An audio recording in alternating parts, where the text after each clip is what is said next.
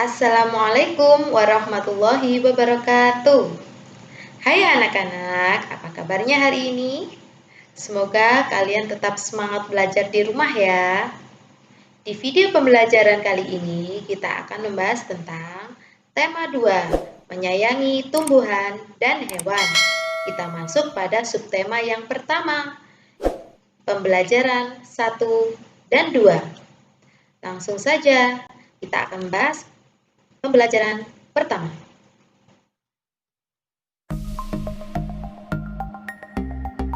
Di pembelajaran pertama, kita akan belajar mengenal dongeng. Apa itu dongeng? Yang pertama adalah pengertian dongeng. Dongeng adalah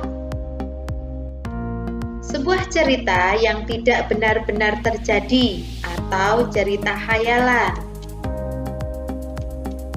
Unsur-unsur intrinsik dongeng antara lain, yang pertama ada tema. Apa itu tema? Tema adalah gagasan pokok yang ada dalam suatu cerita. Unsur yang kedua ada tokoh. Tokoh adalah pemain yang ada di cerita. Yang ketiga ada penokohan. Penokohan adalah karakter atau watak yang ada dalam cerita. Yang keempat ada alur. Alur peristiwa yang terjadi atau jalannya cerita. Yang kelima ada latar. Latar adalah sesuatu yang mengenai waktu, suasana, maupun tempat yang ada dalam cerita. Dan yang terakhir ada amanat. Amanat adalah pesan moral yang ingin disampaikan si penulis kepada si pembaca. Jenis dongeng antara lain, yang pertama ada mite. Mite adalah dongeng yang berisi tentang makhluk halus. 2. Sage, dongeng berisi tentang keberanian atau kepahlawanan. Yang ketiga ada fabel. Fabel dongeng berisi tentang kehidupan hewan atau binatang. Yang keempat ada legenda. Dongeng berisi tentang sesuatu yang dianggap terjadi. Dan yang kelima ada parabel. Dongeng berisi tentang nilai-nilai pendidikan, pesan moral, dan sebagainya. Apakah kalian sudah membaca dongeng Pohon Apel yang Tulus? Coba kalian buka buku paket kalian ya. Setelah kalian membaca dongeng Pohon Apel yang Tulus, unsur-unsur apa yang ada pada dongeng tersebut? Pada dongeng Pohon Apel yang Tulus terdapat unsur yang pertama, tema, sebuah ketulusan. Yang kedua, tokoh. Tokohnya adalah pohon apel dan anak laki-laki. Yang ketiga ada penokohan. Penokohan, pohon apel, berwatak baik hati, anak laki-laki suka meminta. Yang keempat ada latar. Latar tempat di kebun. Dan yang kelima ada alur. Alurnya maju. Sedangkan amanat yang terkandung, kita harus menyayangi seseorang dengan tulus tanpa mengharapkan imbalan. Jangan harapkan ridho Allah. Tidak boleh mengharapkan imbalan.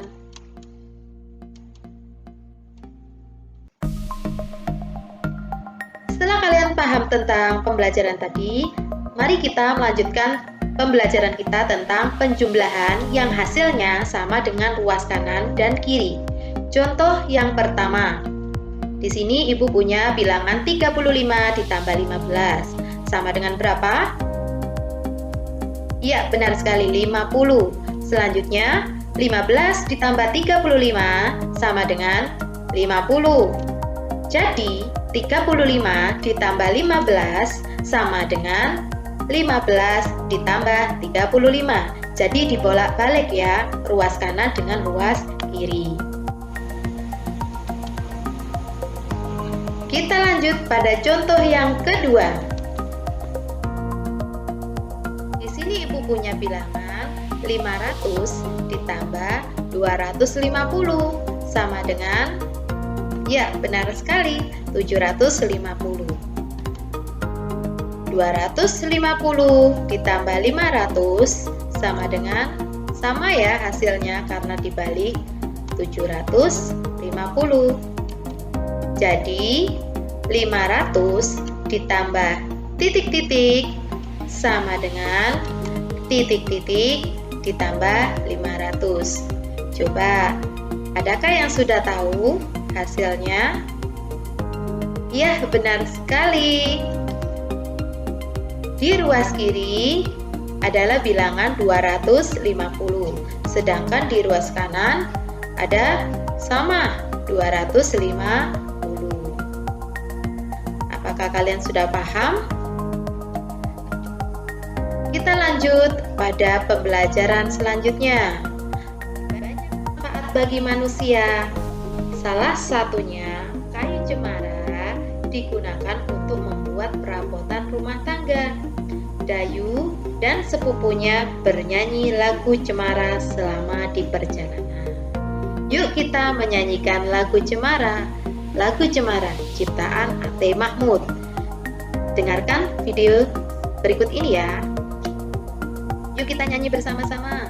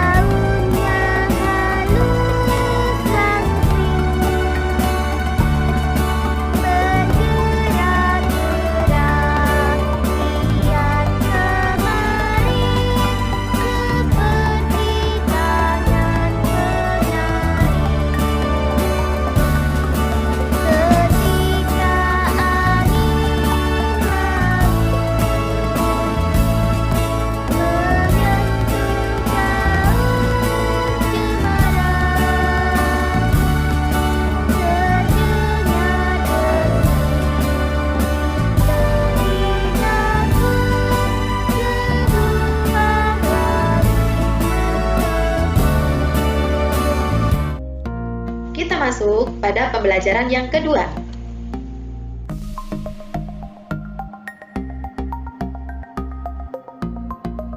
Apakah kalian sudah membaca dongeng tentang pengembara dan sebuah pohon?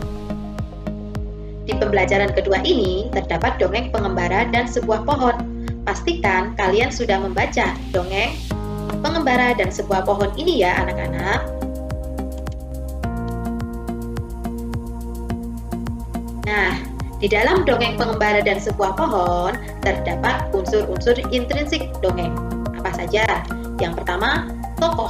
Yang pertama, dua orang pengembara. Yang kedua, sebuah pohon yang besar. Unsur selanjutnya, penokohan. Yang pertama, salah satu pengembara sifatnya suka mencela. Yang kedua, pohon besar sifatnya baik. Yang ketiga ada amanat, harus menghargai orang lain. Yang kedua, tidak boleh menjelekkan orang lain. Ingat, anak-anak tidak boleh menjelekkan orang lain ya.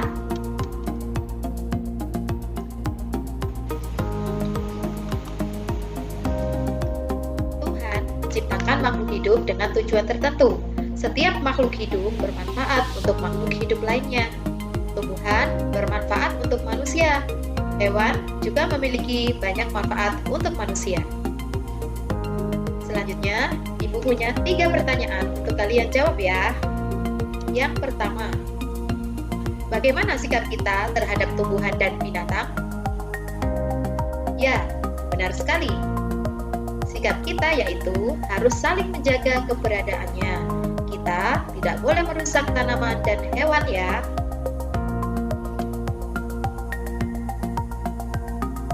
Sikap bersyukur dapat kita tunjukkan dengan cara menyayangi makhluk hidup.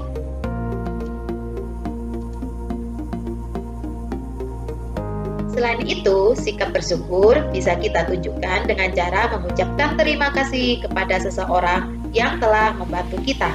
Misalnya, kita berterima kasih kepada orang tua kita karena sudah dibesarkan dengan baik. Orang yang bersyukur adalah orang yang memiliki sikap rendah hati, dan sebaliknya, orang yang tidak bersyukur adalah orang yang sombong.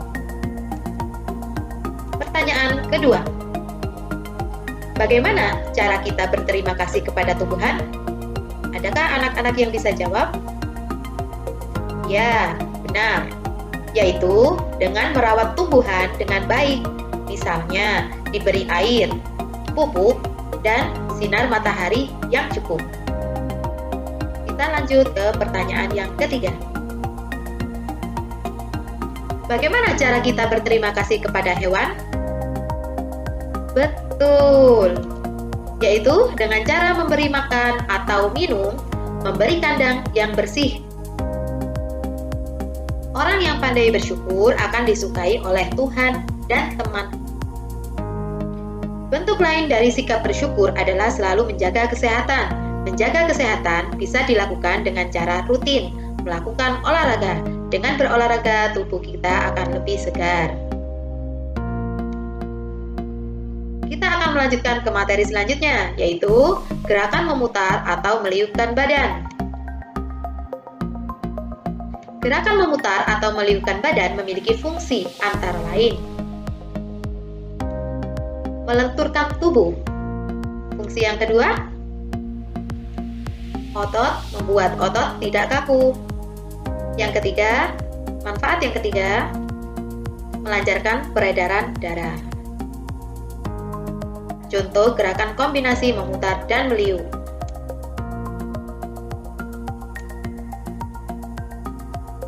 Langkah-langkah. Yang pertama adalah berdiri tegak. Yang kedua, kepalkan kedua tangan dan letakkan di pinggang. Yang ketiga, putarlah badan ke kanan dan ke kiri. Langkah yang keempat, badan kembali berdiri tegak. 5. Rentangkan kedua tangan ke depan. Keenam, putarlah badan ke arah bawah, membungkukkan badan. Ketujuh, putarlah badan ke kanan bawah. Setelah itu, putarlah badan ke kiri bawah. Kemudian, kesembilan, liupkan badan ke atas atau melentingkan badan. Nah, anak-anak, mudah bukan? Anak-anak bisa kalian praktekkan sendiri di rumah ya. Sekian video pembelajaran hari ini. Terima kasih. Semangat belajar di rumah. Wassalamualaikum warahmatullahi wabarakatuh.